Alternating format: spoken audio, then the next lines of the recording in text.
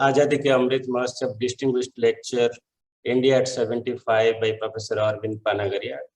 So let me welcome Professor Panagariya and also request the IEG Director, Professor Chetan Ghate, to give the welcome remarks. Well, thank you, Pravakar. Let me extend a warm welcome to everyone as well, including tonight's distinguished speaker, Dr. Arvind Panagariya. I also want to thank my colleagues on the panel, Maushmi, Ajit, and others who have helped put this program together and conceptualize it. I'm a bit new to the IEG scene. My name is Chetan Ghate. I've been the new director at IEG for the past 3 weeks, and I'm very excited about tonight's lecture. Now, Arvind needs no introduction, especially to this audience, but I do want to say a few things about him because I've followed his work on India carefully for many years.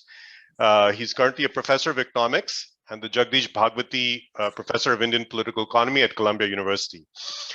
Between 2015 to 2017, he was the vice chairman of Niti Aayog. He's also been a former chief economist at the ADB, and he's also been India's G20 Sherpa. He was responsible for India's input into G20 communiques over a 2 or 3 year period. Prior to that, he was a faculty member at Maryland for a long stint for 25 years. He won the Padma Bhushan in 2012.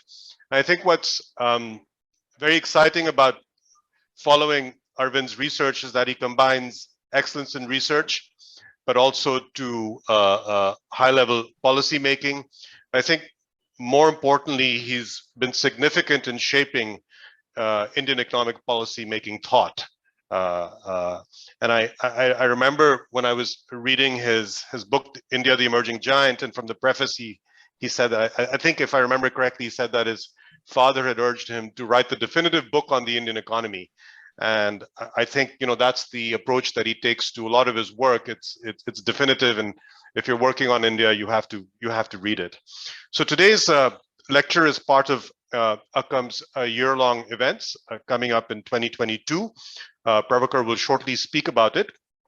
India at 75 years after independence faces many challenges. I just thought I'd briefly highlight a few. One set of concerns in a post-COVID world is where potential growth is going to be. I remember, I was chairing a panel in 2012, and we were talking about the 2003 to 2008 high growth episode. And a question I asked the panel was that episode a one-off event?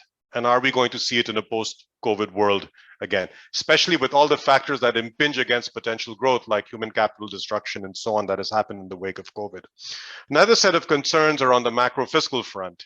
India's fiscal stimulus was much smaller compared to advanced economies, roughly 5% of GDP compared to 20 to 25% of GDP for advanced economies.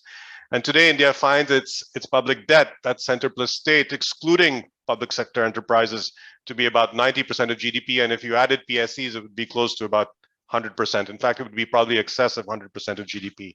So the question that arises there is that if you are trying to, stimulate your economy, with interest payments now being roughly 25% of revenue expenditures, roughly 40% of revenue receipts, that means there's limited fiscal scope for an expansion and financing of important centrally sponsored schemes that are welfare oriented, given that this was an asymmetric shock at a time when these are needed the most. The third thing I want to flag, and I'm sure Arvind will talk about this, is that India has become increasingly protectionist. There's a reversal of a 30-year consensus on a decline in protection. It's also been trying to stay out of international trade agreements, so RCEP and so on. And then there's also been a rethink on industrial policy, although that's probably a wider debate that has been happening around the world. So I want to leave Arvind with these thoughts and welcome him once again, and welcome you all once again, and hand it over to Pravakar Sahu. You're mute. Thank you for an excellent welcome remarks. Let me just speak a little bit about Azadi ke Amrit Mahotsav program at IEG before I really request Professor Panagariya to take over and give his talk. IEG, in collaboration with Department of Economic Affairs, is organizing series of events under this program, what we call it AKAM programs. We have AKAM lecture, distinguished lecture series, we have panel discussions, we have a poster pipeline conference in August. It is a program which will go on throughout the year 2022. And today is the first distinguished lecture, and it is India at 75, and it's a very, very relevant topic. During the last 75 years since independence, I think we have achieved many milestones, but we have many more aspirations to fulfill, many more challenges to deal with, and I think there are many questions actually in front of us relating to Indian economy. For example, there is a talk, are we getting into or moving towards a middle income or lower middle income trap? Are we in a position to capitalize China plus one strategy so that we can really move major chunk of labor from agriculture to manufacturing? Are we in a position to really capitalize this favorable demographic dividend or composition for next 30 years? Can we really increase our participation in global value chain when the whole world is turning towards protectionism? And all these supply side measures that government of India has taken in the last few years, are they good enough to really revive the aggregate demand? And most components are important components of aggregate demand, private investment and consumption. There are issues like increasing inequality, poverty, so on and on. So in this context, I think a talk on India at 75 is really relevant, and what more? I think we are very lucky to have Professor Arvind Panagariya, not only a distinguished scholar, but he has been part of the policy making at highest level. I think we cannot ask more than that. So before I hand over, I just request all the participants to write down their questions in the chat box. We'll try to take as many as possible given the available time at the end. So thank you so much, Professor Panagariya. Over to you. Thank you, Professor Prabhakar. Thank you, Professor Ghate. Thank you, Professor Moshmidas. Mr.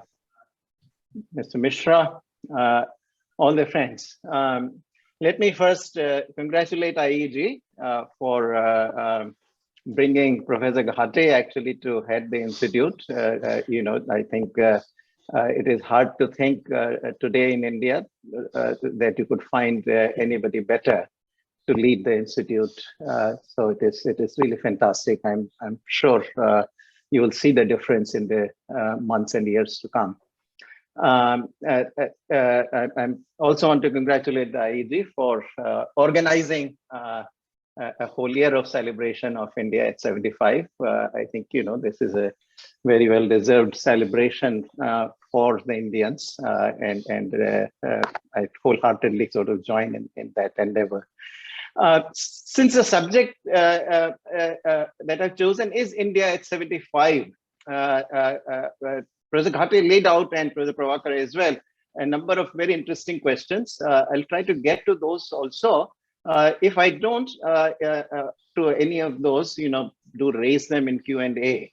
The lecture has a certain structure, so I have to follow a little bit of that. I'm not so deeply bound by that structure, but still, I think it's good to have a structure. But as I go, I will try to weave in some of the questions that have been already posed. But as I said, we can come back to those in Q&A as well. What I want to do, since it is, after all, at 75, we need to look back as well. And I'll start out looking back first, and then come back to the present, and then possibly also speculate on the future. So I'm going to use the screen a little bit just for one or two slides. So I'm going to take your screen space here. So just, a couple of slides I want to show. This is a slide just giving you the growth rates in a very summary form. What I want to do is, look at only the top 3 rows with the numbers. The bottom, if you want to look at, you can look at, I'm going to discuss basically using the top 3 rows, which give you summary growth rates.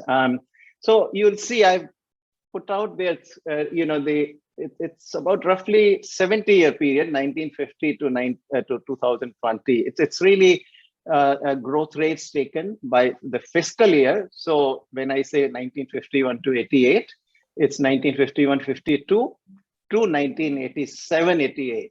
Okay, so just to be precise. Now, your first issue you might ask, why I have really cut this, chosen to break this at 87-88. I explained that at length in my book, India, the Emerging Giant. At least when I looked at the growth rates at the time, that looked to me like there was a breakpoint there. And we had a lot of debate about these breakpoints, etc. And ultimately, I think the really definitive piece on that came from Professor Ghate, who did a paper in the Journal of Development Economics, and he used all the state level data, very detailed data, and the proper econometric techniques and all. And much to my delight, if I recall correctly, his breakpoint came precisely at 87-88, or it may have been 88-89, but it was really right there. So I feel, especially at IEG, quite justified not to have taken that breakpoint. But so what you observe is that the GDP growth rate during this, about 37-year period is just about 4%, and with 2.2% growth rate in population, per capita GDP growth rate is actually only 1.8%. That really Arvind, is yeah. So sorry, there's a request to put your PowerPoint on full screen. Could you possibly do that? Oh, please? Yeah, sure. Thank you. Sure. Thanks a lot. Some of the I viewers was can't see the whole thing. sometimes this screen gives a little of trouble, so I was avoiding for that reason. Okay, well, take a call then if you think it's controls. Okay, here we go. Maybe I should do on the reader. No. Let's see. Yeah. Is that better? Yeah, perfect. Okay. Okay, so I hope I can take it down when the time comes. Let's see. Okay, so that period, along almost let me loosely call that 4 decades, we really grew very slowly, and per capita income at just 1.8%.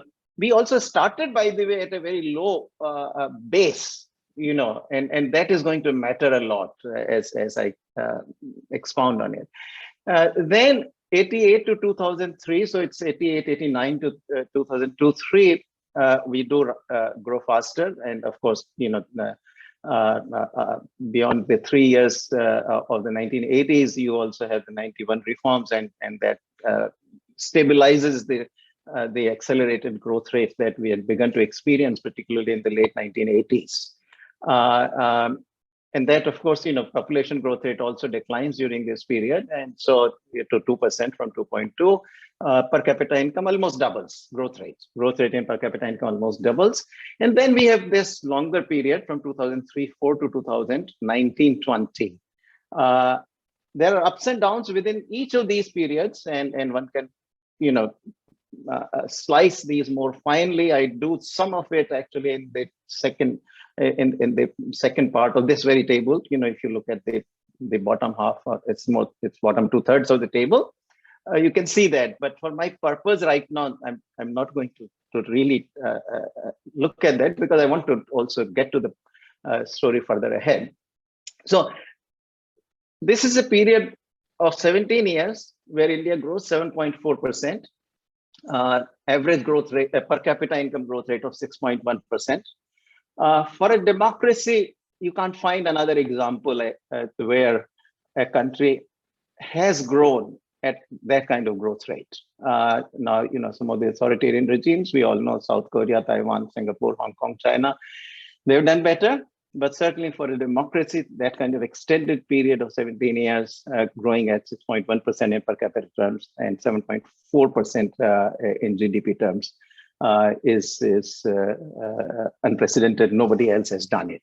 So I think that's one positive aspect I will bring in. And this is the second slide I want to show, and later I may come to a couple more much later.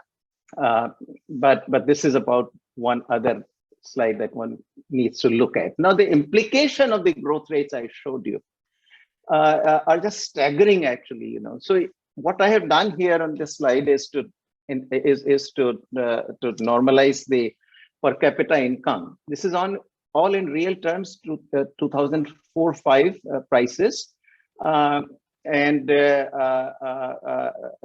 the series itself that we have from the CSO goes till about 11-12, and so the remainder of the series, or actually goes till 13-14.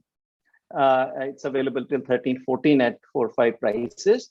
Then we shift to the series with 11-12, which I had to do the conversion. So just truth in advertising, there's some little bit of conversion I have had to do to stay at 4-5 prices. Now, what you would see is that the growth, this very slow growth that we experienced in the nearly first 4 decades, gets us, in 40 years, if you can just look at from 50-51 to 90-91, 217, a little more than doubles. But first 30 years is the worst, actually. In those 30 years, we add to 100 just 56. Part of it is the low base, but part of it also is the, or much of it actually is the very, very slow growth rate that we experienced. If you can take, let's say, 50 years up to 2001, you triple the per capita income, and then you triple within 20 years. What you accomplished in 50, you accomplished in 50, just 20 years. Little overstatement, for tripling it should be 900, but 851. We today stand at a very good point, actually. Just think about this, that with about 851 per capita income, this is all indexed, assuming you can think of this as 100 rupees, then 51 per capita per week, if that's how we want to think in terms of rupees. But the basic point is with the 851, even if you actually were to grow at roughly that 2% rate at which we grew in per capita terms for the first 40 years, even then, in 1 year with that larger base, you are adding about 17 rupees, and within 3 years you add what you added in 30 years, and at the current rate at which you are growing in per capita terms, about 6%, you practically add that 56 in just 1 year. That is the big difference, and that really is, one simple example illustrates the big difference between what happened to South Korea, Taiwan, Singapore, Hong Kong, and a little bit also to China. Early start, if you got early start, and in the early period grew this 7, 8, 9, 10%, didn't matter later on whether you fell to 3% or 4%. It just didn't matter. You simply, because of the base, becomes so large that even 3 or 4% growth adds quite a large amount of income every single year. And that also, of course, makes very difficult for us, for India, to catch up with China, for instance. If China's income, let's say, is about more than 5 times of India's income, India can grow at 10% and China can grow at 2%, and will be adding just about equal in absolute terms. So this, when you get started and the more you delay, you impact the entire future generations. I sometimes, when I speak to the much younger audiences, to the undergraduate students at colleges, I say this, that, in whatever they have experienced in terms of increased prosperity, the change in living standards is roughly what I experienced in 70 years of my life, or 6-9 years of my life. It's simply in the first several decades, hardly anything changed. Nothing was perceptible as it has changed. So I think this is really something to understand, appreciate, that we are living actually in very good times. But it's also something to give some thought to, what happened, what went wrong.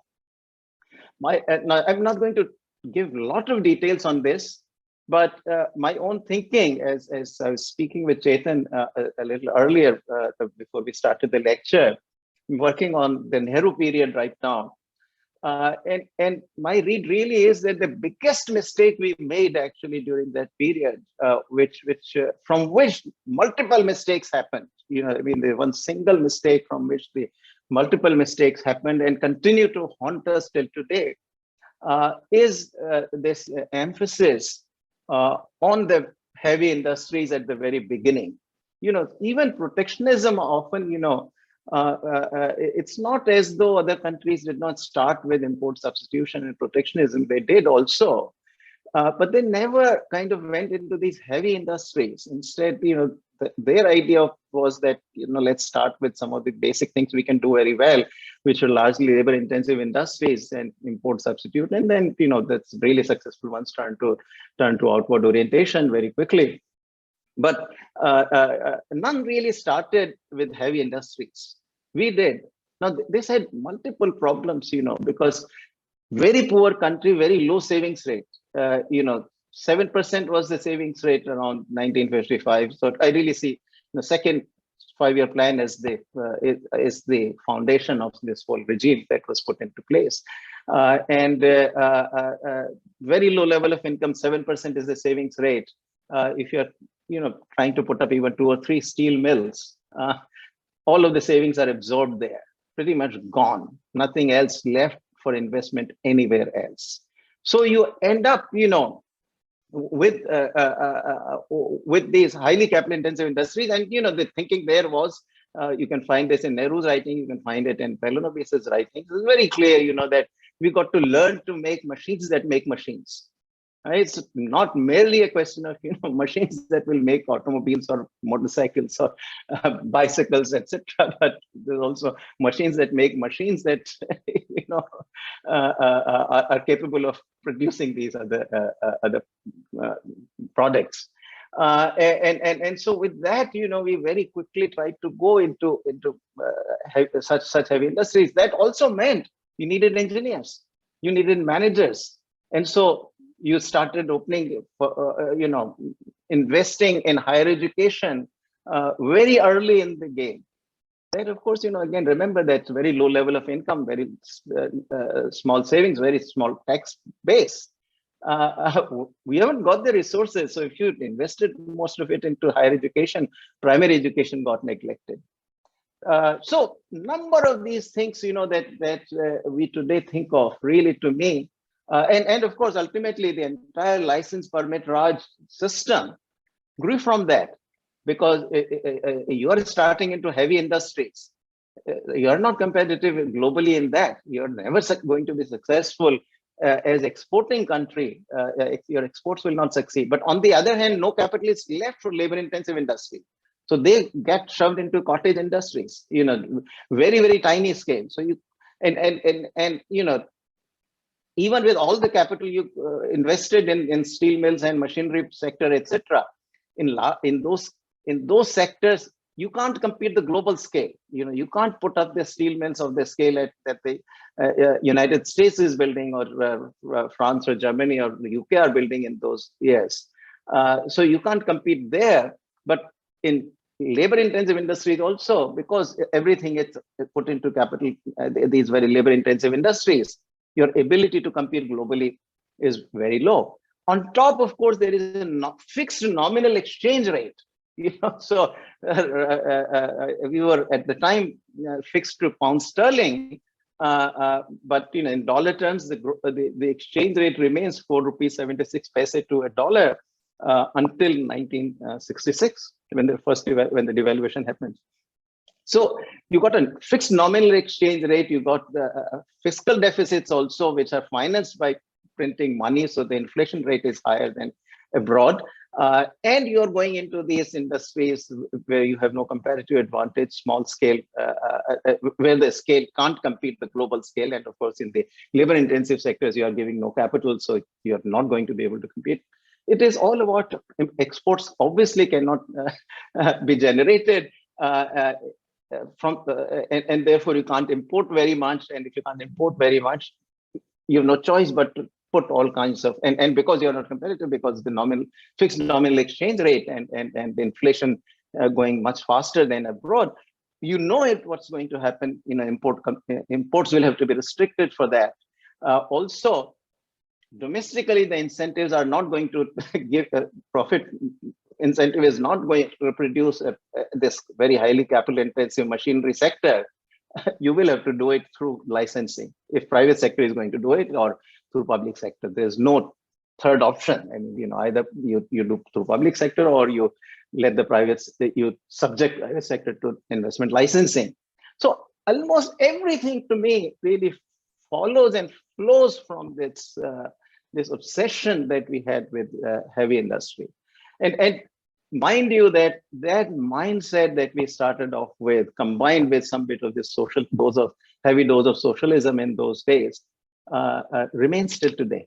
I think we still today, why do we go for the most capital intensive industries? If you look at PLI, for example, largely capital intensive industries, subsidy is going to capital, not to labor. High tech, software, these are the industries we do even till today. And whether it is the policymakers, or whether this is the bureaucrats, or whether it is industrialists. I mean, even industrialists actually are very averse to investing in anything that's labor intensive. It's sometimes referred to this as a Brahminical attitude of the industry, that will do automobiles, will do software, will do pharmaceuticals, will do all technology products, but making shoes or stitching clothes is not for us. And that remains. I mean, I'm just dramatizing that, but actually, really, it is from the fact that none of our producers of these products, labor-intensive products, in those days for decades ever thought in terms of competing globally or achieving the scale. It was not even possible, the small scale industry reservation. So you just couldn't do it. So I think that really had very large impact on the economy, very adverse impact, and continues till today. As I said, it is really got embedded in our psyche. And policymakers are not free of that influence either. You see, policymakers are also really pushing you in that direction. And every once in a while, the socialist policies return. We saw that under UPA with the Land Acquisition Act, the Right to Education Act. If you look at it, very heavily driven by the very socialist thought. Then even under the present government, we see that return of that through protectionism. That certainly, is the vestige of that era. In 91, we had kind of left it, but it came back. And of course, and this is because, and the terminology that you hear today, for example, is very similar to what we were using in those days. PMP, right? The phased manufacturing program. Essentiality, or not essentiality today, but at least domestic availability or something. So we still see these things. Value added.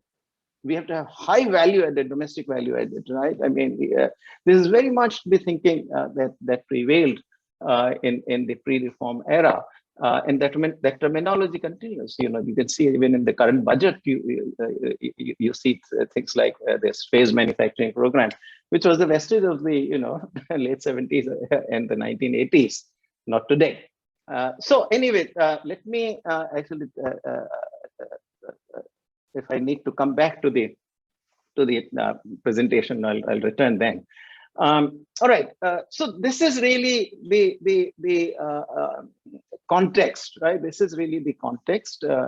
Now, as we all know, and I need not tell in great detail, what did happen ultimately was that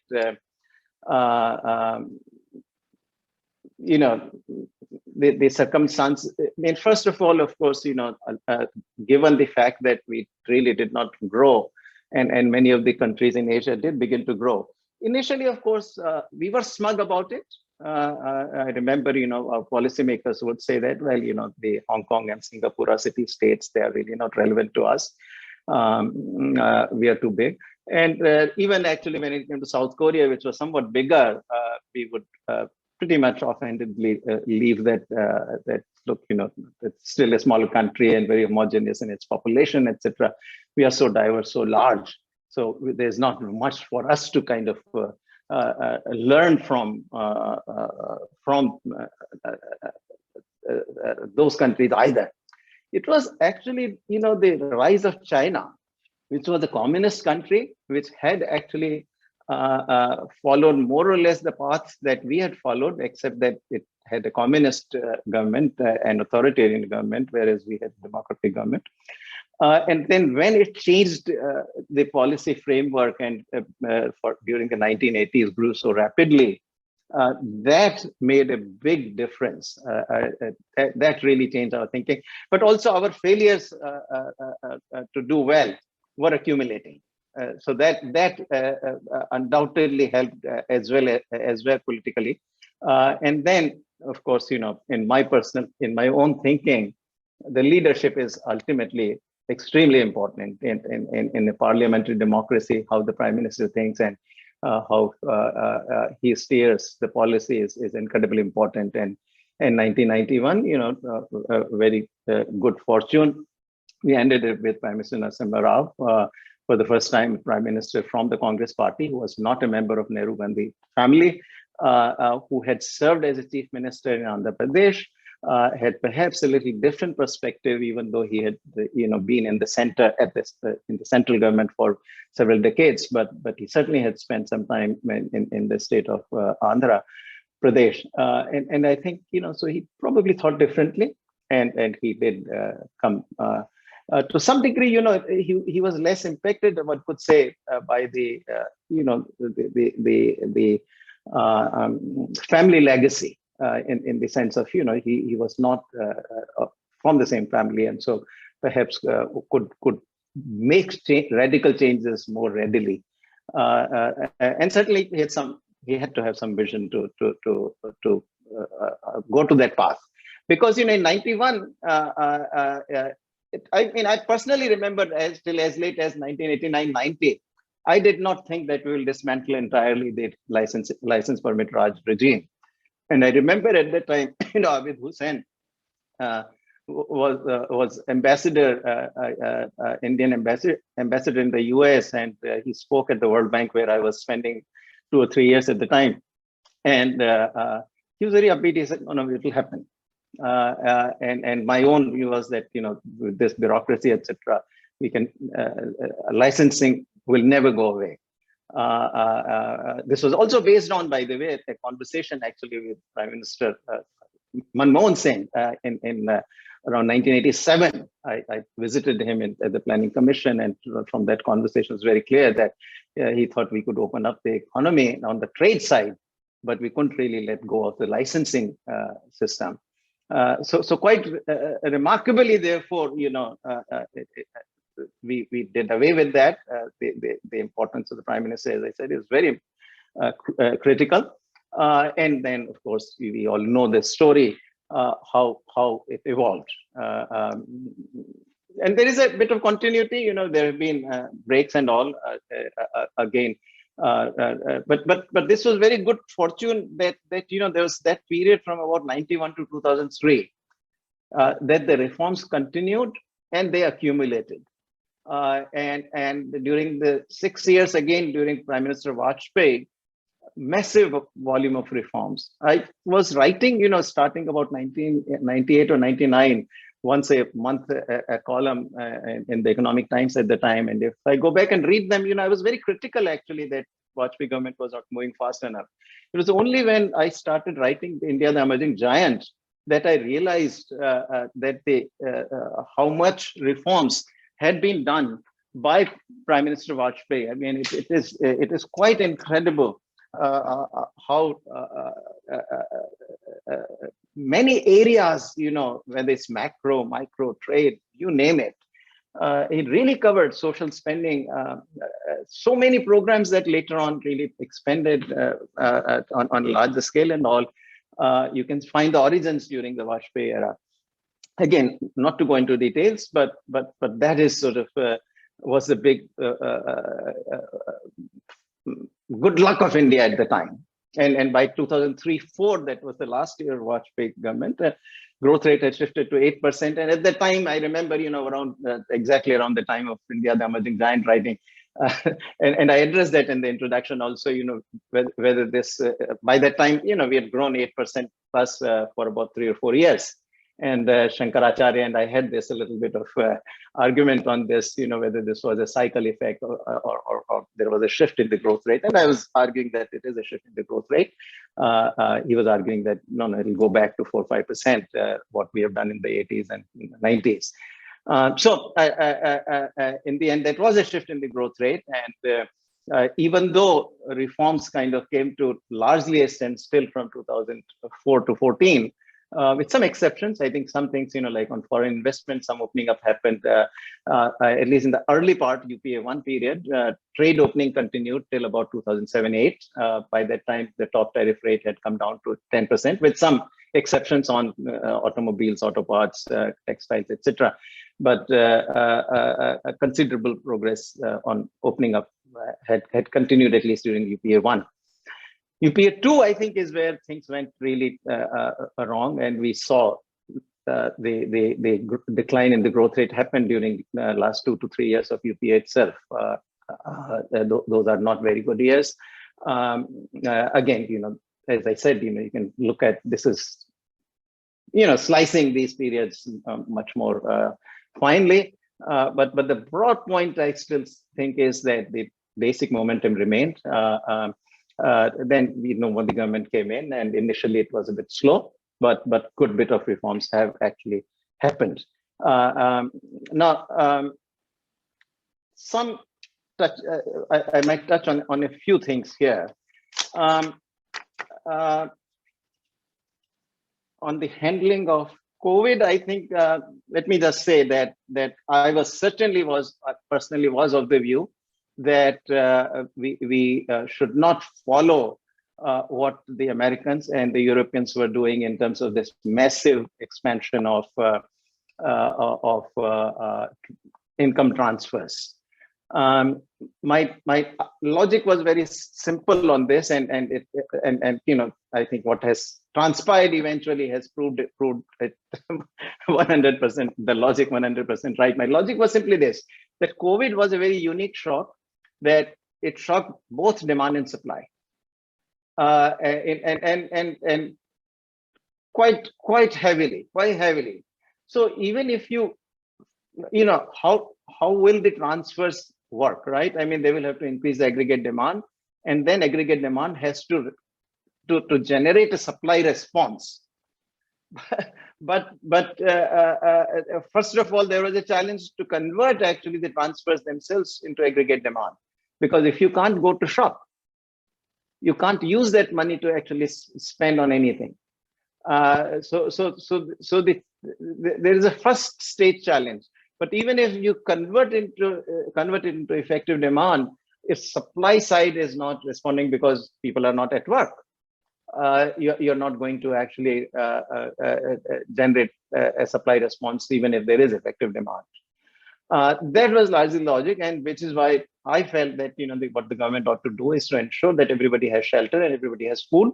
That's what they should spend on, and that is exactly what the government also did. I'm not saying obviously that it's because what I said then, but that was the government's policy. What I'm saying is that the policy, in my thinking at least, was quite right. United States, European Union, etc., that actually did make these massive transfers, in the end found that they had translated immediately only into savings. So the United States in the first 9 months of 2020 had about $2 trillion worth of extra savings by the households than they were doing previously. So you can see the massive level. I mean, in fact, even aside from the transfers, there was an increase in the savings during that period, and all the transfers also became part of those savings. So that, and then when the economies started opening up, people started spending. That a very significant part of that spending also converted into inflation, because the supply side constraints still could not be resolved fully. The supply chains remained impacted. The shipping remained bottlenecked on a lot of the US ports. You had these huge kind of mountains of containers which were not moving and all, and the ships couldn't come in and all. So it translated in unprecedented inflation happened. We would have probably seen something similar if we had gone on that kind of scale. The thing to focus on was vaccine. There were some initial hiccups on that, but ultimately by June of 21, when the government really re-centralized everything, things from then on went on very smoothly. And a matter of record, I was probably the first one to come back and say that this was a big mistake to decentralize. By the end of, within a week or 10 days of that, when I wrote my next Times of India column, I wrote there that this was a huge mistake. This will have to be reversed. Once the government took, I think, on vaccination, they did do a terrific job. Now, what I want to do, let's say, maybe I'll take another 10 to 12 minutes. Is that okay, Professor Sao? Yeah, please, take your time. Yeah. So I want to talk where, the problem, where the good prospects are and where the problems are.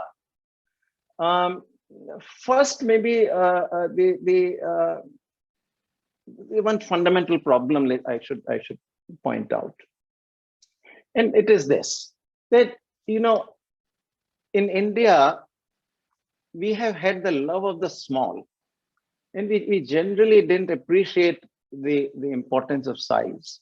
Now in the 50s, 60s, etc., maybe in kind of well, even then actually, because we were into such small, cottage industry, household industry, and all, which or enterprises. Which was detrimental even then, actually, but today this size it hurts us the most, and it's something that is not that easy to change and will take time. But if we don't even realize that size is a big problem in India, then of course we will not even begin to do things that are required. Take agriculture first. 48% on this is 15-16 last agricultural census. About 48% of the holdings, agricultural holdings, are less than half hectare.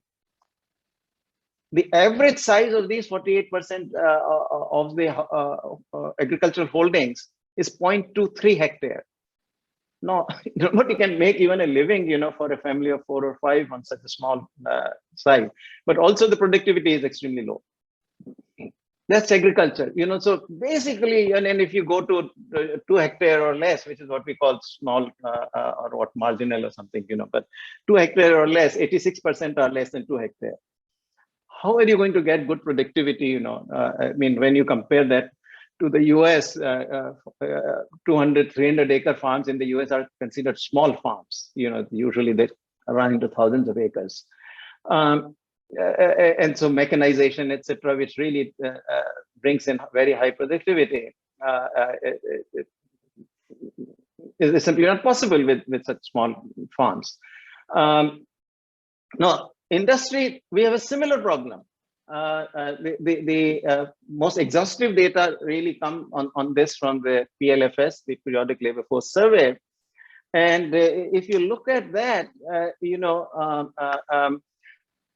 I leave out the COVID years, which kind of, some reverse movement has happened. And so it's a little trickier taking those figures. So I'll just take the figures from 1819 PLFS survey.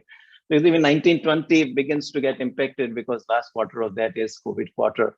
So 1819, you got 42.5% of the workforce in agriculture. And then another 44.5% of the entire total workforce is in enterprises with less than 20 workers. So you got this 87%, if I add the workforce in agriculture and the workforce in enterprises that are less than 20 workers, you got 87% of your workers in these employments. These are all very, very low productivity employments, very, very low productivity employments. As far as we know from PLFS, they know only that 9.9% of the workers in 1819 were in enterprises that had 20 or more workers. Now, even 20 is hardly large, it's still, but unfortunately, PLFS doesn't divide it more finely. One would like to know how many of these workers are in enterprises which have at least 200 workers or more. Even the moderately large size of enterprise is considered to be at least with 200 workers. So that is the distribution of our workforce. And sure enough, I can give you the data. It's not time, so I'll not do it. But if you look at the value added per worker in these employments, whether you look at agriculture or if you look at these very small enterprises, very low subsistence level. And you see, and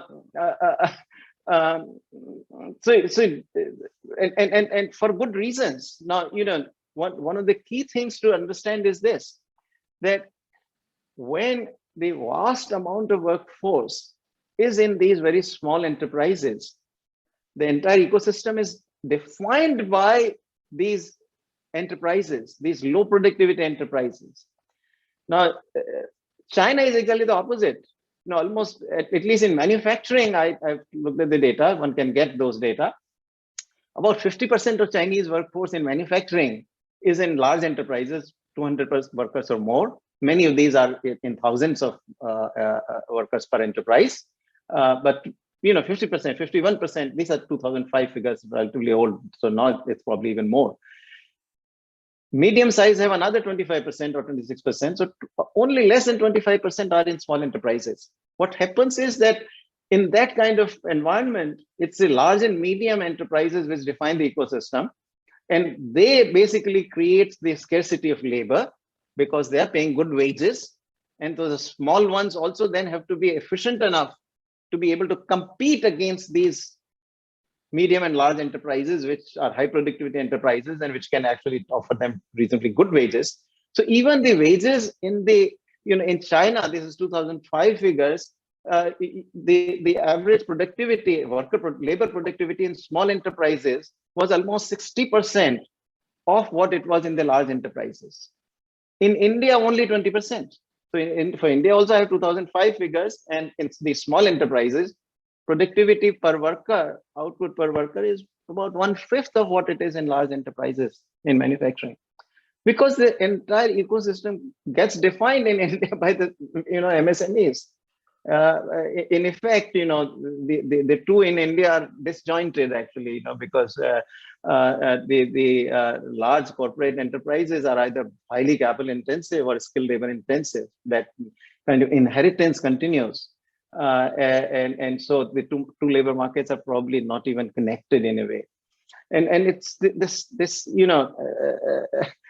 size issue which now the problem of course is politically you got 40, as I said, 42.5% in agriculture, another 44.5% in these small little enterprises. All the votes are there.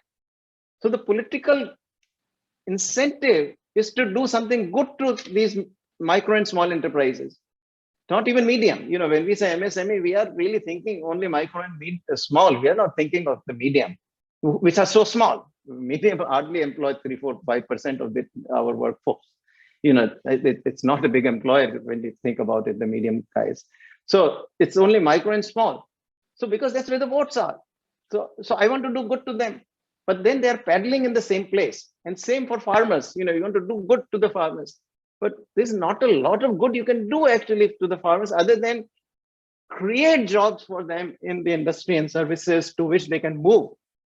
Because today, just think about it. In any case, from GDP growth perspective, of course, agriculture is very limited relevance because it's 15% of GDP, and it can at most grow at 4%.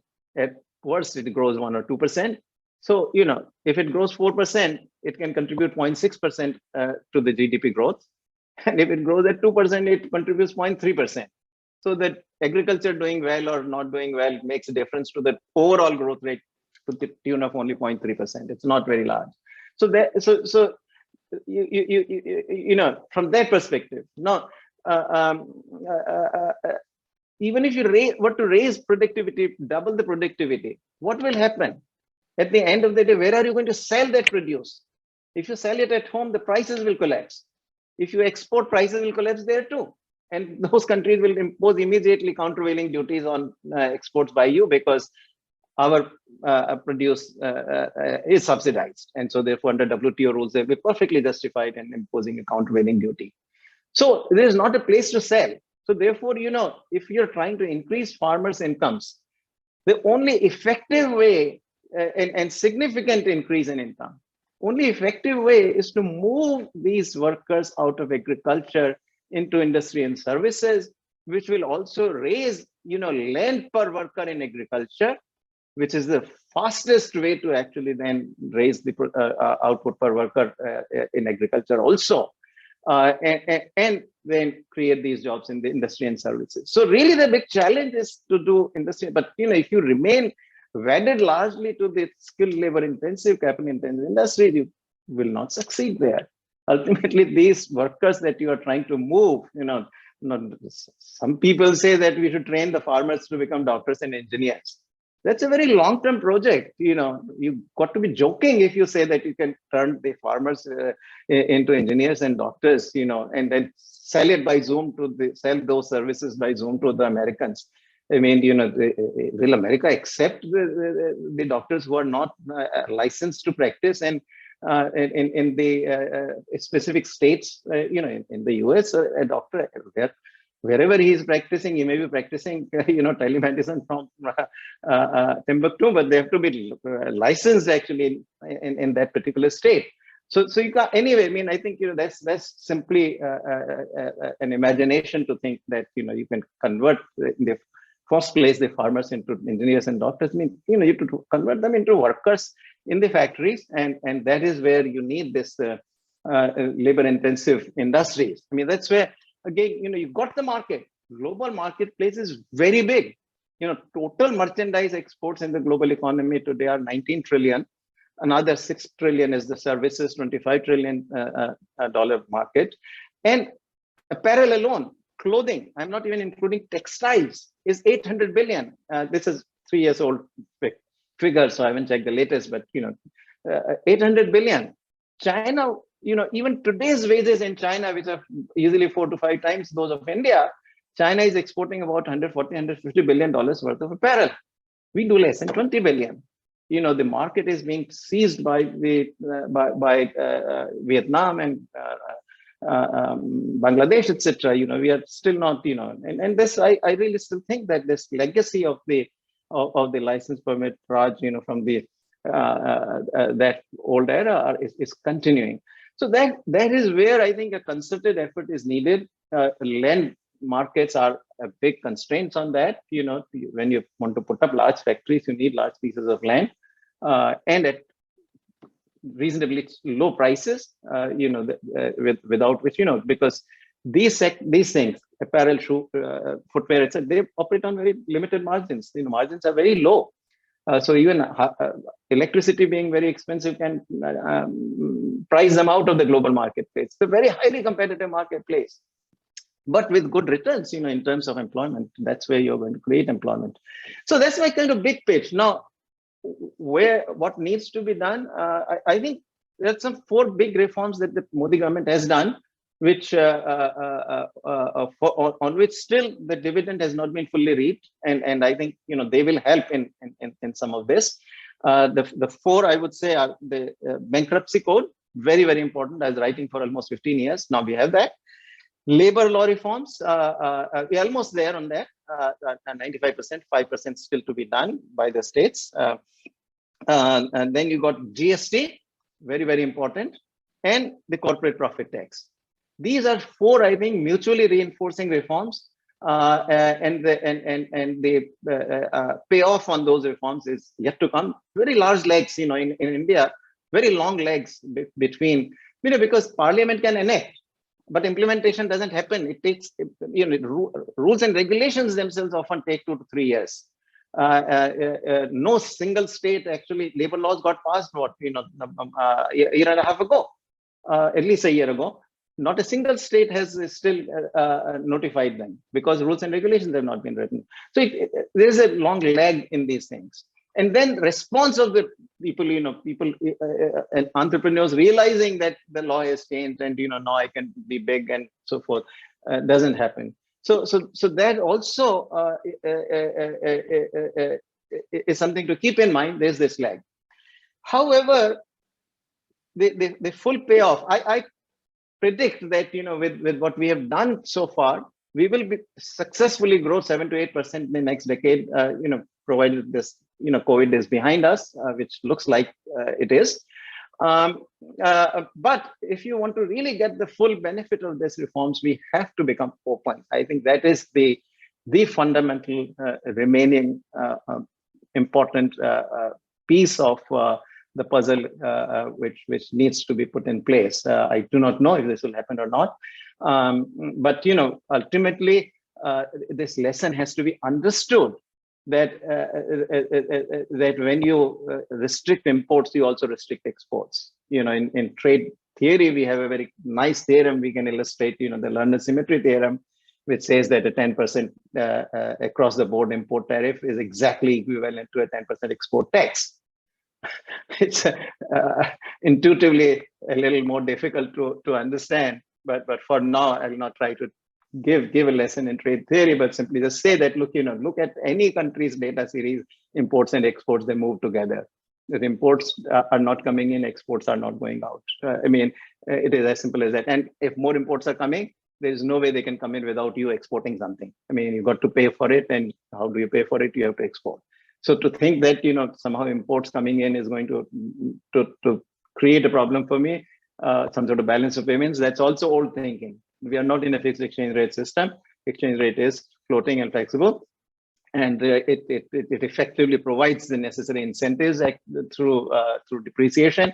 So more imports come in, more exports will have to go out for you to pay for them.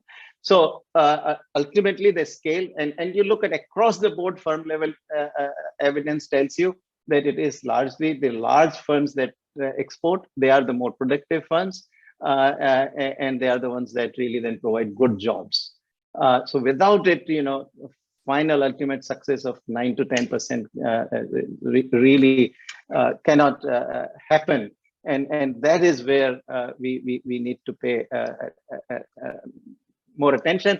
Hopefully some opening has happened. I still don't see that we will roll back protection with the present government. It doesn't look to me like there is any constituency within the government to roll back the tariff protection. But at least one opening that has happened is the free trade agreements. We signed one with the UAE, but there, unless we get to an agreement with the European Union, I think you need this agreement with a very large market where some of the serious competition can come. Smaller ones are good also. They do help on margins, Canada, Australia, UK that we are talking about. But really, the one that has to happen is the one with the European Union. At one time, I was very strong advocate that we would do RCEP, but I think, in view of what has happened geopolitically, I don't think that's a good thing. We will need to distance ourselves from China. That's a country run by the Communist Party, and that's what calls the shots. So I think that is roughly where I see, at 75 going to 100, India at 100, where we are going. I do see very good prospects by 2030 that we will almost certainly be the third largest economy in the world. And we should therefore be bold. It's our kind of decade, next or our kind of quarter century, if you will, as we go forward. Other countries, China is undoubtedly going to slow down, and there is, current Chinese leadership clearly sees that this open economic system undermines its political monopoly of power of the party.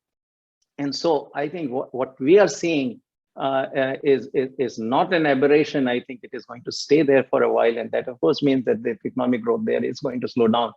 It also opens up for us with big opportunity, the China plus one opportunity here, that and who can have, in terms of the size of the labor force, who has that kind of labor force but us. Both actually skilled and unskilled, we got both of the labor force.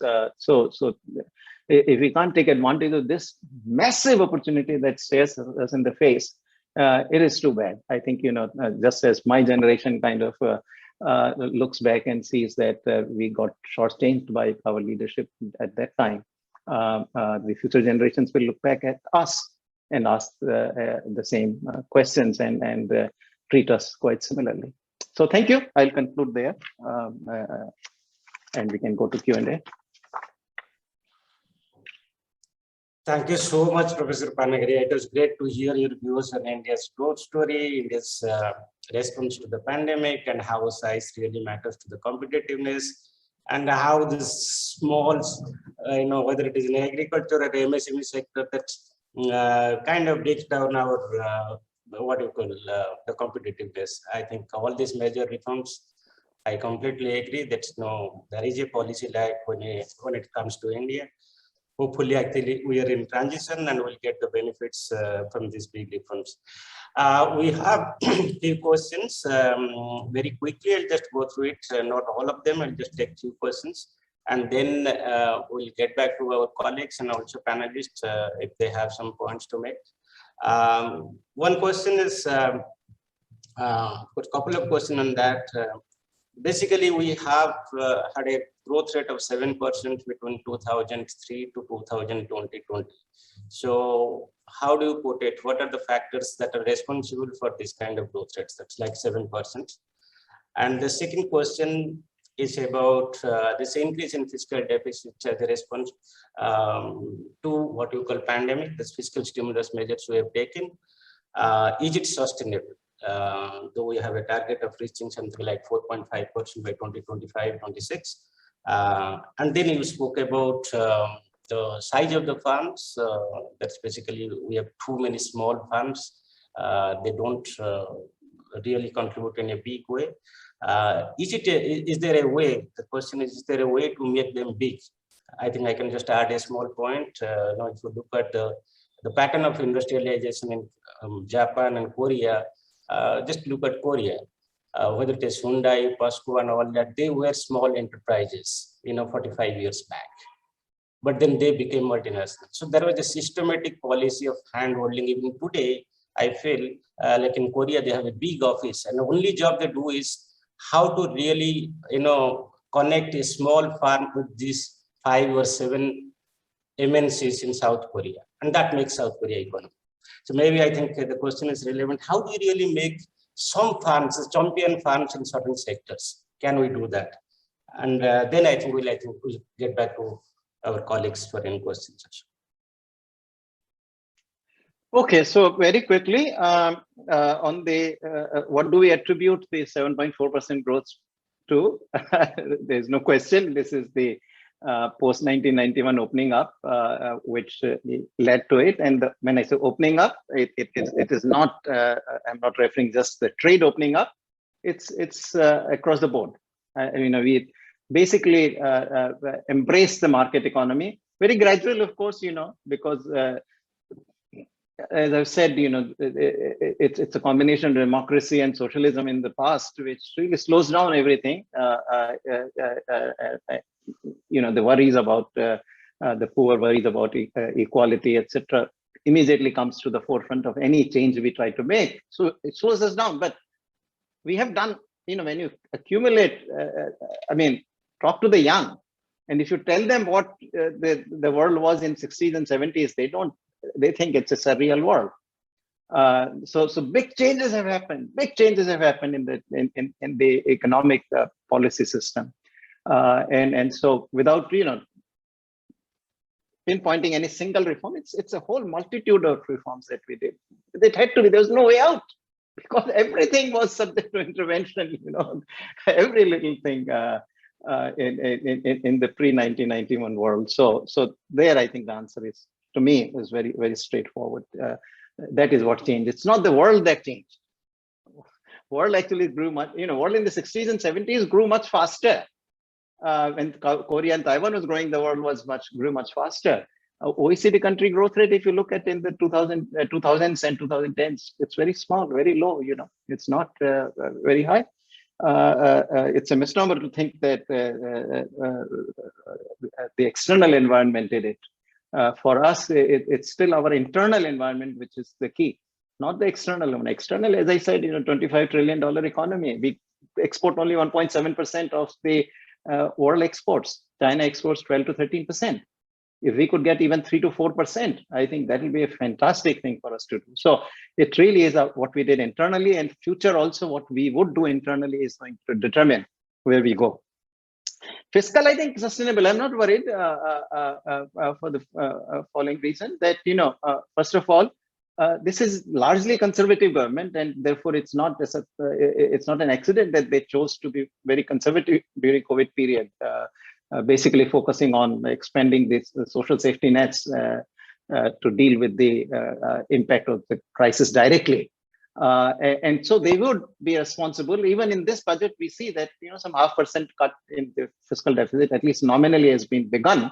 And it will become non-linear as we go forward, because right now it was still not clear whether private consumption demand is come back. So even actually within this year, if the private consumption demand begins to come back, I think government will be prudent to actually cut back its spending back. But initially it has committed to larger, just to be sure that, because private consumption demand was tepid from all the figures that we have had so far. So I'm not worried. And by the way, the big part of the sustainability will come from growth.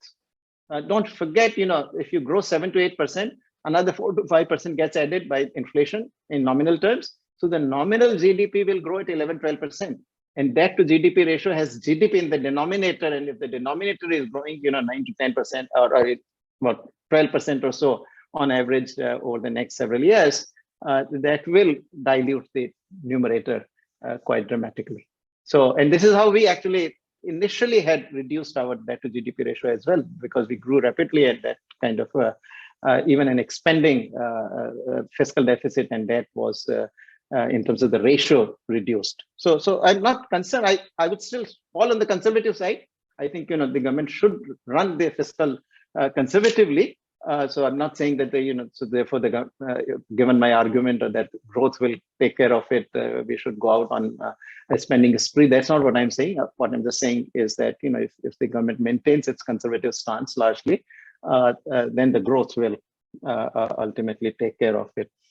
I think raising the size of the firm is the critical issue. I don't buy these arguments, by the way, that Pravakar just made about Korea and Japan and so forth. We have this because we continue to live this fiction somehow that medium enterprises can succeed. That was an old history. Everybody may have been of that size roughly. Today there is that the world has changed. Your competitors are hundreds of thousands of workers under a single roof. And the division of labor has become so fine. I'll give you the example. The iPhone is about 1,600 different parts which have to be manufactured. 240 firms manufacture those 1,600 parts. They are located in 43 different countries. It's a scale in every single activity that makes the supplier very highly efficient. It's not how much value you add in a single iPhone at home. Hey, we still continue to think in these old terms that, I want the whole value added to be done in my market. That's not how the world is working now. Now the production process gets split into finer and finer activities. And each manufacturer really specializes in one or two of those activities, but supplies that activity to at the global scale. And so it is the scale that ultimately defines. And that also tells you that protection today hurts you a lot more than it did in the past, because the inputs have to cross many borders. So even if it's 5% tariff, at the border, each time it crosses any country from one to the other, 5% gets added. And then on top of 5% of that, 5% also gets added when it crosses again to some other country. So even with low tariffs, the costs can add up. So today the reason to be open and very low custom duty country is even more. And no wonder, you got all these countries in Asia having free trade agreements with one another, that all the supply chains are and the goods can move, bang, bang, bang, without barriers. That's what you need. And without size, you're not going to do it. So what do we do? Some of the things we have done, things like bankruptcy law, etc., etc. I think one of the big things, labor, by the way, still the power to lay off your workers is still limited to firms with 300 workers in the new labor code. But the legislation has two provisions which are helpful. One, fixed term contracts are allowed. So you can still hire and fire workers, but as long as you hire them on fixed term. The other thing it does is it gives the states the power that they can, through purely notification, they don't have to pass a law or anything, just they can give a notification and raise that limit from 300 to 30,000 if they want, or even 300,000 if they want. So states have to now step up. States like Uttar Pradesh, and Bihar, which really need these jobs in massive numbers, they have to step in and do that. So that's the thing. The other big constraint that remains, in my view, is the land. I think, the Land Acquisition Act, you needed it. I mean, the old act of 1894 was purely designed so that the British could take away anybody's land at will. But, then our own people, when they came to rule, they also thought that they could act like the British and take away anybody's land. So, when Mamata Banerjee went for that movement in Singur, I think she was 100% right in my view. But at the same time, when we then reacted to it, we went to the complete other extreme. We have made land acquisition so difficult on the one hand and so expensive on the other that, for labor-intensive firms to actually now have these very massively large firms has become a dream. Because, how do you get a contiguous piece of land, which is at least 100 acres or 150 acres, if you're going to create this massive factory? Then on the other hand, we also don't allow our buildings to become taller. We impose this very restrictive floor space index. So you can't build more than 3 or 4 floors on a building. This is ridiculous. So either horizontal land has to be available, or you need to allow buildings to go vertically up. One or the other way, you need to solve the land problem, and that I think is a bigger challenge. I would also say it seems to me that you talk to the people, our leading entrepreneurs at the CII and all. I just don't understand, nobody wants to invest in anything other than very highly capital intensive and tech industries. I mean, look at the Ambani, Reliance, and, RIL. What are the big investments? Petroleum refining. I mean, for assets that are worth probably 150 to $200 billion, Reliance employs so few workers. I mean, incredibly small amount of workers, whereas you take one example, I give you Harish Ahuja, who is the largest exporter of clothing in India, Shahi Exports. He himself, he's just a, very simple man, basic entrepreneur. His mother started his factory, Shahi Exports, and he employs about 115,000 people. But what we need is many more of the Harish Ahujas. That's what you need.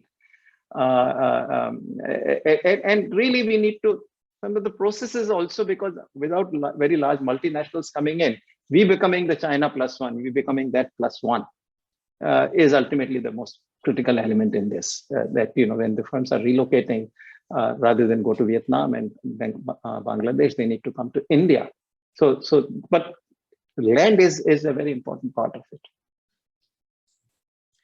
Thank you so much. There are many questions, but I would like to take one question. Actually, there are 2 questions, but absolutely it falls in your area. So one is like, you just suggested that we need to have free trade agreement with the European Union. Do you think that we will be able to export more, given that they will include they have a lot of non-tariff barriers, including upcoming carbon border tax? And also following questions, that is now India, after almost a decade, signed India-UAE agreement, and India is going to do it with the UK, Australia, and another 4 countries. So we kind of started that RTA, the second regime maybe, but the experience shows that we have not been very successful after signing SEPA with Japan, Korea, and other countries. In fact, FTA utilization, the trade deficit with these trading partners has gone up. So what do you suggest? Do you think that is the right way to go about it? Yeah, I mean, first of all, that experience is studied all wrong. There is a paper by Professor Praveen Krishna. Look at that. What you're looking at, this absolute trade imbalance. But of course, if your overall trade has doubled or tripled, then absolute number will rise. You have to look at the trade balance as a proportion of trade imbalance as a proportion of overall trade imbalance. You have to scale it by the overall trade imbalance. When you look at that, it hasn't. But anyway, what does trade imbalance have to do whether you benefited or you lost? Trade imbalance has nothing to do with that. At the end of the day, when you open up, I mean, look, if you look at India's overall trade imbalance, what it was in 1991 or pre-91 and what it is today, of course, it's much bigger, because today we are a $3 trillion economy and we are exporting more, and we are also importing a lot more, 10 times probably of what it was in 1991. What does that tell me anyway? The whole benefit is coming not just from exporting. And this is the other kind of, because when you focus on this imbalance, you are saying that, oh, when I export, I gain, but when I import, I lose. That is silly. Ultimately, you are exporting so that you can import. If you are not going to import and exporting is your only objective, then send the ships out and let them sink in the middle of the ocean, because you don't want any imports anyway. And on your record, you would have exported. But that's silly to think. Ultimately, when you're exporting so that you can import. And importing is where the gains are.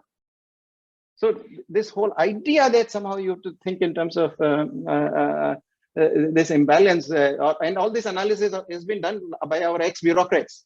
I can tell you, I've read this stuff that you're referring to. So they have never understood the economics of free trade areas either. This is a complicated, whether trade is diverted or trade is created. The whole idea of trade creation, trade diversion, and you have to look at some of those things to come to a judgment. I have actually myself looked at all these numbers, and with ASEAN, actually, we did quite well. And that's where ASEAN, this whole BIMSTEC area and all, we should really try to create a full single market there with open up that also. Got a lot of complementarities, and we a lot of trade actually with ASEAN countries. It's a fairly large proportion of our trade. So now on the European Union, I'm not worried. I really want the competition in my own economy. Of course, we will gain access to their markets. There's no question. I mean, duty-free access for our textile and clothing. It's a huge area in which we can make a big difference. And look, when you make one market with the European Union and India, if you think in those terms, how large a market that becomes, and what kind of incentives it then opens up for China Plus One strategy. Then they see that, if I can freely import my components within this large market and process them and export, that makes India a very attractive location. So just don't think, especially for the academics to think in these narrow terms that the politicians think. For politicians, there is a reason why they think that way, but economists have to think differently. It's not just what you export to European Union, it's also what they successfully, look at our auto industry, how incredibly inefficient auto industry. Everybody swears by it, oh, what a great auto industry. For 30 years, actually for 75 years, all 75 years, this has been the prohibitively protected industry. First, of course, there were license and import licenses completely banned all imports of automobiles. And after 91, we have given this 125% tariff duty.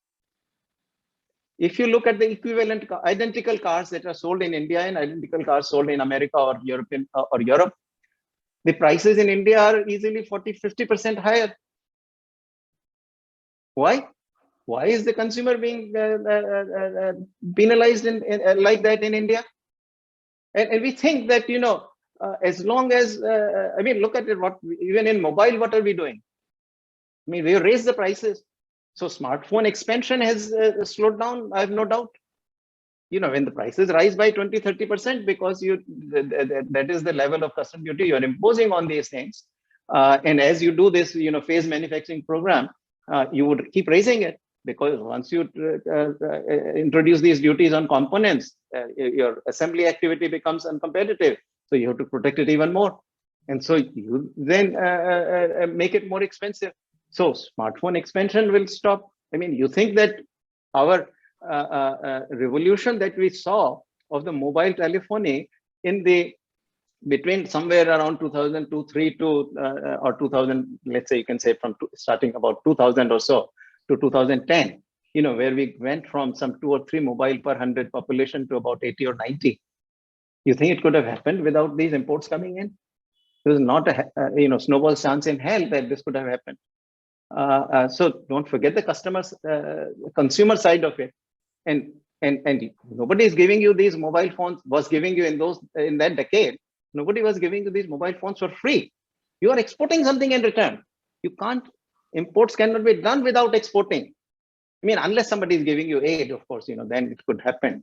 But otherwise you will have to pay for it. I mean, even if you pay the dollars which came to in the form of investment into your country, when they take out the return on that investment, and ultimately the principal also, you will pay back. So you may not pay today, you'll pay tomorrow. But without actually exporting, you really can't import. There is some bit you are able to, because we got also remittances which are large. So some payments can be from those remittances, but those are given. Given those, if you expand imports, you will have to expand exports. So this whole idea somehow thinking that imports are bad for me is completely nonsensical. I mean, Milton Friedman wrote it very well. He said that imports we can eat, we can enjoy them.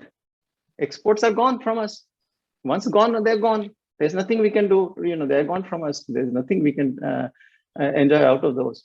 So ultimately it's the imports that matter. It's a hard kind of message to understand and appreciate, but that is the reality.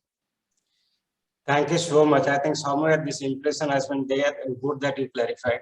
But the point is, there is no problem with the increase in trade deficit if there is no inverted duty structure. Unfortunately, that doesn't help the cost of production in India, and obviously what happens is, like, you have higher import duty on final products, lower import duty on final products compared to inputs and intermediates. Anyway, that's a different story. Maybe I think I'll request Professor Misra if you have comments, and then Professor Ghate. No. And I have a couple of points, but at the end I'll... No, mine is a very small remark. Going on from the last discussion, I could not help myself, so I switched on myself. Dr. Panagariya, the title of your next book should be Imports Matter. No, I'm serious, because you put it very nicely, and only a trade theorist can put it so confidently that we export so that we can import. Right. Because even economists won't put it that way, and we are scared of that kind of thing. Politicians obviously will not do it. And I was preparing myself for a history of economic thought course, and I realized that this issue keeps coming back. Because initially, even physiocrats and pre-physiocrats, the same attitude. Oh, it's nice to export, but no import. Okay, so I think we have been going cycle and cycle. And the other thing that I noticed, and it's good that India at 75 is nicely titled, Prabhakar and Chetan.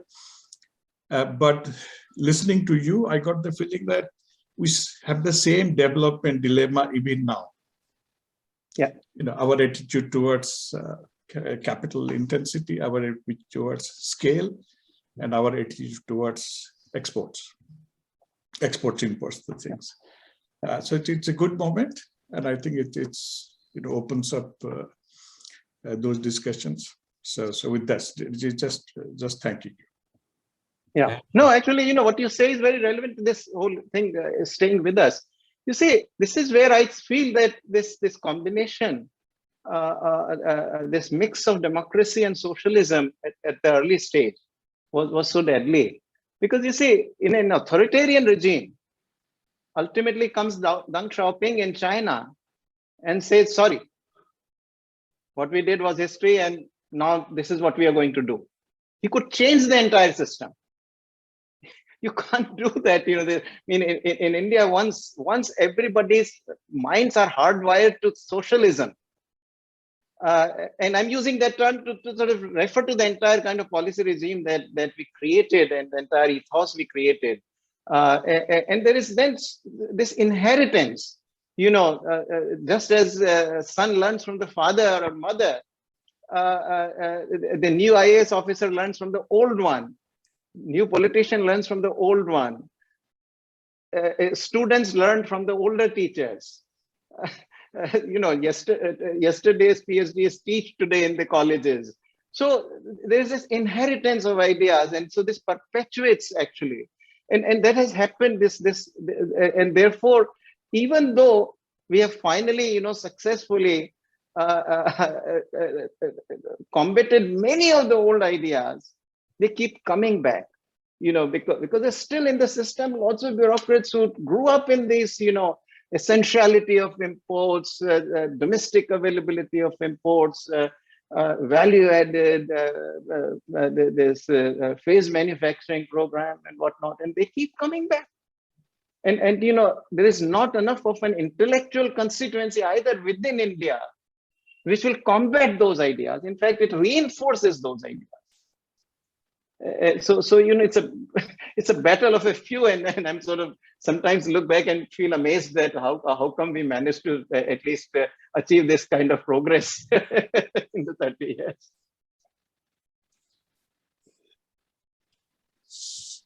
I'm cognizant of the time. It's 9:30. So Prabhakar, how many more? I think we've.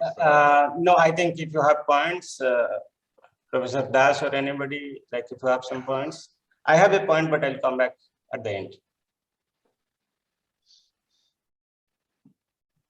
Yes, go ahead.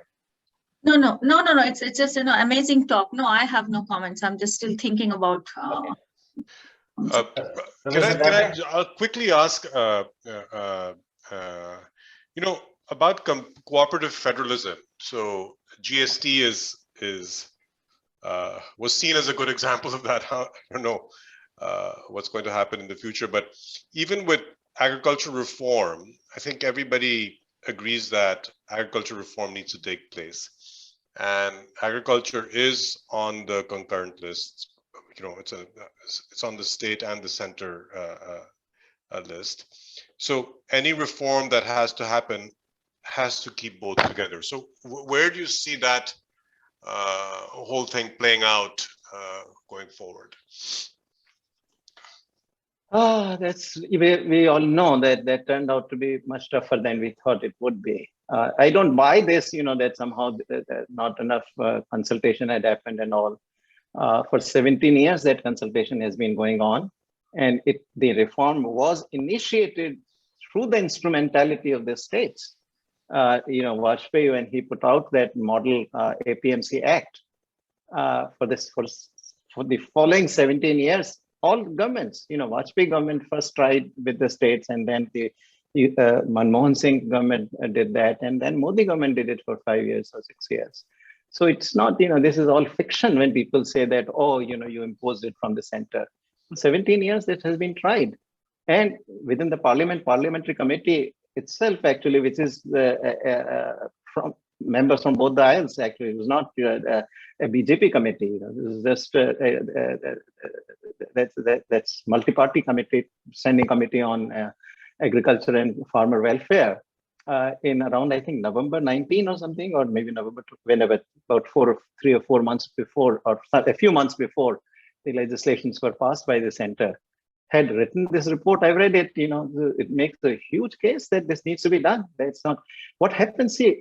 I mean, you say that everybody thinks that it needs to happen. I think, you and I do, but Punjabi farmers and Haryana farmers, particularly Punjabi farmers, don't think that this needs to be done. Because, well, not the farmers, really. The politics of it is really against it in those states, because, the procurement that gets done, Punjab government collects 2.5% on the purchases. Punjabi farmers get this MSP, which is fantastic.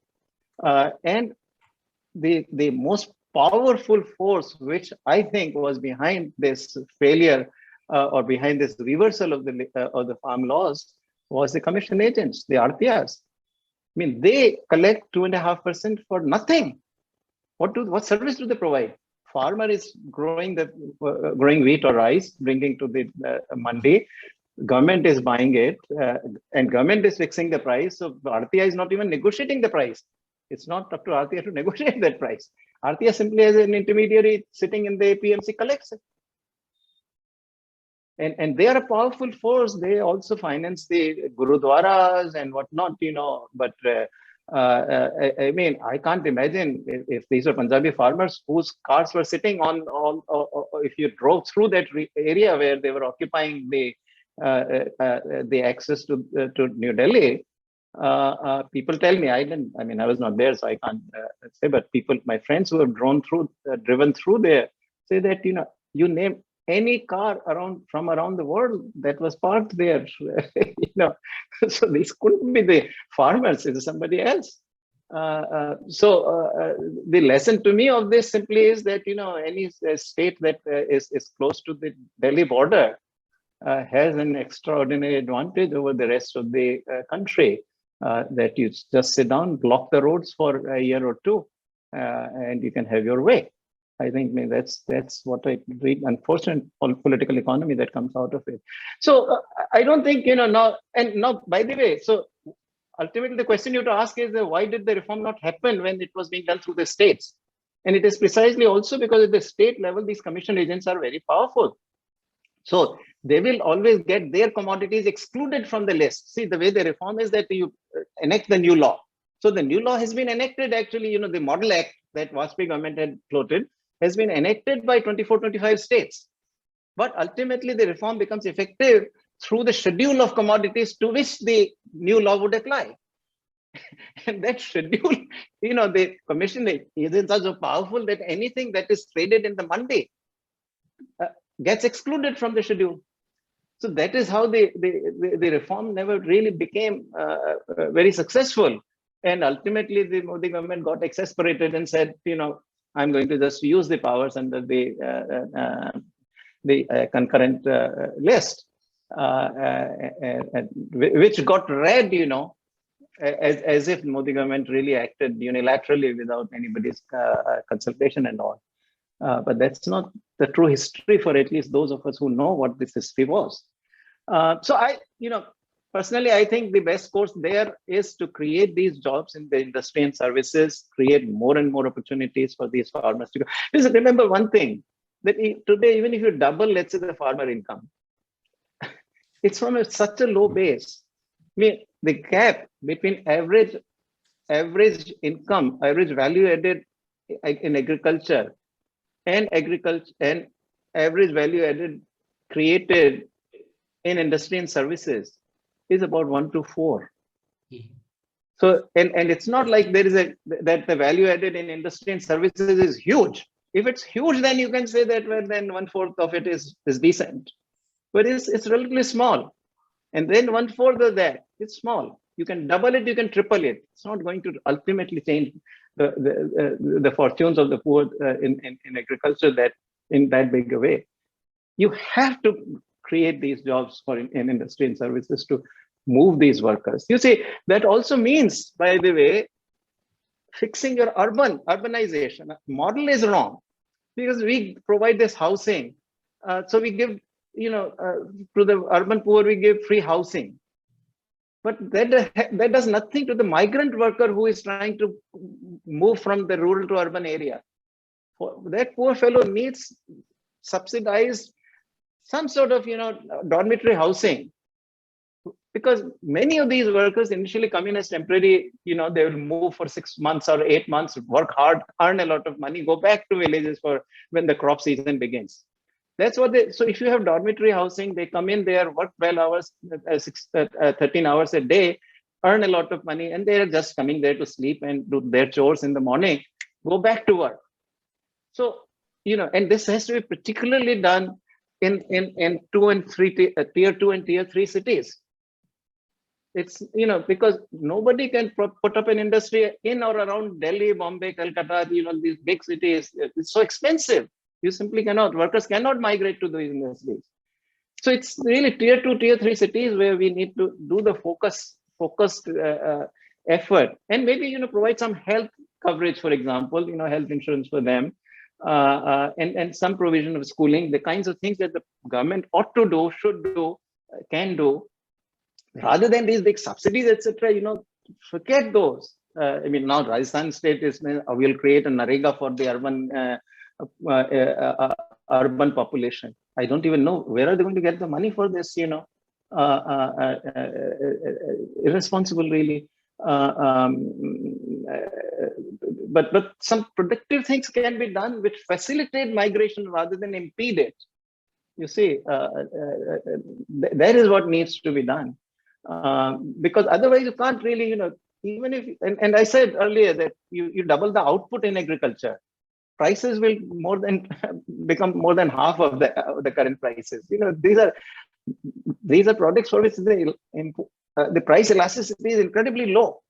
And so any output increase today will massively result in price decline. And so then you will create more political pressure for government procurement at the MSP. And that you get into a vicious cycle again, that if the government procures more at MSP, where is it going to put the grain? Other than, probably put into the Arabian Sea or something, which is what the United States at one time occasionally used to do. So it's not a winning strategy, if we focus, what good can I do to the farmers? You see, wrong question. The only way you can do good to farmers is move them out of farming into better jobs in industry and services. I think it's already time. I don't know whether you have a time. I have a small comment. Can I? If you have time. Yeah, I'm okay. Okay. If you're okay. I know this is about global value chain. India is a young country. We have 900 million working age population, and we'll reach average age of 37 by 2050. So next 30 years is what I feel is, I think the most important thing to focus is low value added labor intensive manufacturing. And this space has been given up by all these manufacturing giants, including China very recently. And as you mentioned, like Bangladesh, Vietnam, Mexico, they are doing quite well. Now, I think the way to do is to be part of this global value chain in low value added labor intensive manufacturing. What can be done so that we can be successful like Bangladesh in textile or Vietnam in footwear or headwear? Like five champion sectors in labor intensive, we can focus on and be part of the global value chain so that we are competitive enough. Because these countries actually, they don't have the endowment like we have. They don't have the big market like we have, but we are not competitive enough. What can we do, to say some few steps, and we'll move towards that? Yeah, very good question. And if one asks the question in that focused way, the way you have asked it, if the policymakers will ask that question, they will know the answers. I mean, really, that is a question to pose to all the multinationals that are engaged in these activities. Ask them, why are you going to Vietnam or Bangladesh? What do you want us to do so that you will come here rather than go there, right? I mean, that would be the right way to pose the question, and that what is it that we can do to get you here? But my sense, a few things that need to be done. As I said, urbanization has to be fixed in the way I was describing in tier 2, tier 3 cities, because these activities are very low margin activities. They cannot survive in a larger city. Tier 1 cities, they cannot survive because the cost of living is so high that the wage that they will have to pay will make them uncompetitive. So they have to have the lower wage, and that's tier 2, tier 3 cities. Labor law needs to be fixed. Whichever state wants to take a lead has to say, okay, I waive all limits. It is allowed in the law. Whatever size enterprise you are, you have the full powers to hire and fire your workers. Give that authority to the enterprises. Make sure that the electricity is not given to the industry at these punishing rates. Electricity is one of the key inputs actually, which tends to make these low margin activities uncompetitive in India. You want to give free electricity to everybody else and then charge punishing rates to the industry. You killed all the, basically the low margin activities which use electricity are killed by that. What else? Land. You got to do something about land. I personally think that Land Acquisition Act needs to be revisited. Even for public projects, they have become so expensive. So you are not able to therefore finance too many public, railways, roadways. Your ability to finance these projects has become limited because even though it's a linear project, both railway and roads, 3/4 or more of the cost today in these linear projects, land and in road and railways, is that of land acquisition. And on top, how long it takes to acquire land. See, and poor farmers, poor entrepreneurs, for them to establish large units, they can't, normally I would say, let them buy the land. They should purchase their land. They are doing profit, activity which brings them profits. And so no reason to give them any special treatment. Let them buy the land. Problem in India is that the land titles are not there. So there are all kinds of encumbrances that exist on pieces of land. So if you're looking for a contiguous piece of land which is 100 acres, there will be so many little pieces within that 100 acres where land ownership is disputed. Only the government, the sovereign, can solve that problem. Sovereign has to come in and acquire that land. And then in the background, whatever the solution happens. But once sovereign has acquired the land, compensation will go to whoever ultimately wins in the court. But it can then give that land at market price, if you will, to the enterprise. So in India, to say they're doing profit activities and therefore they have to buy their own land. I agree with the principle. But the problem is that with the absence of these land titles, ownership titles, and these disputes on so many pieces of land, nobody can assemble easily 100 or 150 acres of land. And large firms, of course, sometimes need 500 acres of land. So that's likewise, going vertically up, allow at least, these enterprises to create buildings that go vertically up so that they can have enough space. So those are the things that one can, but ultimately you have to ask the entrepreneurs, what is it that is keeping you? And if the entrepreneurs will certainly tell you that give us a large subsidy. PLI is the best thing in the world, they will tell you. That's not what is going to get the, enterprises, big multinationals. Nobody will ever say that I don't like PLI. Everybody loves PLI. But their decision is not based on PLI. They are looking for a long haul. They're looking for the global marketplace, very large one. They need to be competitive there. PLI doesn't make them competitive there. It's a good bakshish, why forego? Do tell the government, okay, we will not come unless you give this big, huge subsidy. But that's not going to be the decisive factor for them ultimately. So sometimes to compete, you have to give them, fine, we give them. But get the large guys come in. Our guys still don't think in large enterprises. One way to go is to simply court very, very actively. When we say, Elon Musk, when he tweets this, first you invest here and then we will consider reducing your custom duty. I mean, you think Elon Musk cares? At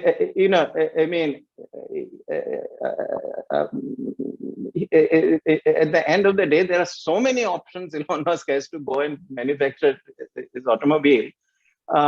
Unless we show sincerity in doing this, you can't get the multinationals. So ultimately, I think, because also, by the way, it's these larger companies which are operating somewhere, which know the global marketplace well.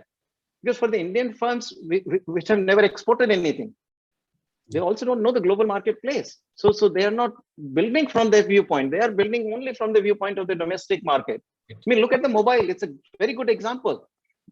A lot of mobile activity has happened because of protection in PLI. And before that, there was another scheme which was giving them the money. But there is not a single local mobile manufacturer today who can be seen as tomorrow's export powerhouse. Not a single one. If there is export emergence happens, it will be one of the foreign companies that will do it. Not our local manufacturers, not one actually. I've looked at the numbers and all, they're all small. You see, what happens is when you give me 20% protection, and remember that my assembly activity is worth only 10% of that value. So my effective protection, as trade economists will say, is probably 200%, 300%. How even the most inefficient manufacturer can, assemble the telephone for a margin of $30 as opposed to 10 on a mobile which is $100 worth. So a lot of inefficient firms will come in with the intent to, whenever you remove protection, I'll close down my factory, but in the meantime, I'll make the profit. So, what bringing in multinationals, I think, is the faster solution. But for that, you also need, fix up the entry and exit of the products. One thing China did on the coast, it created an environment where, quickly you can bring in your inputs, do whatever processing you want to do and ship them out. Very easy kind of flow of goods coming in, going out. We have such a vast red tape on these things. And what I've never understood is that about, that Jayanta Roy, who passed away recently, he looked at these, the clearances you need for an exporter. Between the state level clearances and the central level clearances, there are some, 3-4 dozen clearances they have to get. No, on export, everybody worries about what is coming into my country. So imports do get subject to verification by, examination, inspection by everybody, every country. Who inspects the exports that are going out? All kinds of clearances are required even for exports. So those are a lot of these things, which need to be addressed. Thank you so much. Really grateful. In fact, I agree with these points. Not only we need to get the MNCs, but our MSMEs have filled one on the foreign market. If you look at the internationalization of Indian MSMEs, but they will have to basically learn from the larger companies. Yeah. Nobody starts out, if MSME by me, you mean micro and small. They are not your big exporters, nowhere they are. Yeah. In no country they are. So, but once they see these other larger companies do it, then they will become part of it. Absolutely. I think we have few more questions, but we don't have time. I'm sorry, Saudhaminidhi. I think it's almost close to actually 9, so we need to stop. Thank you so much, Professor Panagariya. I, on the behalf of IEG and also Department of Economic Affairs, Ministry of Finance, really grateful. It was an excellent talk, and the question and answer session, I think, we learned a lot. Thank you so much for your kind time, and I thank all the participants. I think those who attended. I know today's it's a Friday evening, it's dinner time, and it's almost 2 years they have given. It's really kind of them. Thank you so much. Grateful, Professor. Thank you, Professor Sao. Thank you. Thanks very much. I also want Arvind to give you an open invitation, and we'll bring you out at IEG, and please come and spend time with us. And it would be our honor to have you there. And as usual, you've given an amazing talk. We've learned a lot. So thanks so much. And we'll be in touch. Thank you, Chetan. Thanks for hosting, and thanks for staying through the entire talk. Thank you. No, thank you. Good night or good morning for you. Good night. Right. Yes. Bye. Professor Das. Bye. Bye, Ajit. Bye. Thanks, everyone. Thank you.